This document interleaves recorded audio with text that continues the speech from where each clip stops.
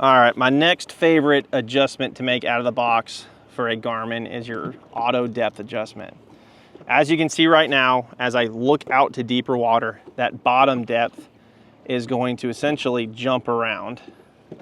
You'll see here in a minute. It kind of does a zoom in or zoom out feature on its own. So pretty much the computer's determining what it thinks should be the set depth to give you the best picture. What's kind of annoying about that is as your screen is, for lack of better word, zooming in and zooming out on depth, it's gonna alter the size of your returns. So I'm a big fan of right out of the box, first thing I'm gonna do is I'm gonna turn auto depth off. On touchscreen units, you can just touch your up and down button, which is gonna take it out of auto to manual. Now, what I like to do is whatever depth range I'm focused on, I'm gonna add 10 or 15 feet. So let me shoot up kind of at an angle here on this point. You can see our bottom depth is about at 30 feet.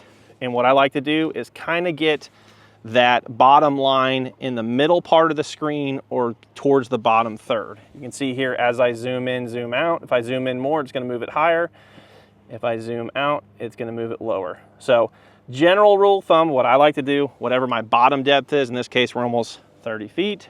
I'm gonna put it at 45 feet.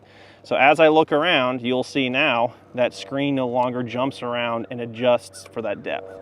So biggest thing you guys can do right out of the box, go ahead and turn auto depth off. Again, this is something you're gonna play with throughout the day. So if I go shallower, I'm gonna punch the screen in more.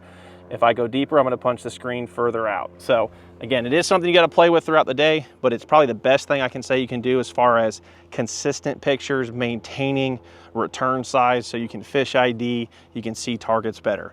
That auto depth, it jumping around really just complicates things. So really like going to that manual setting. It's probably the #1 thing I can recommend for you guys.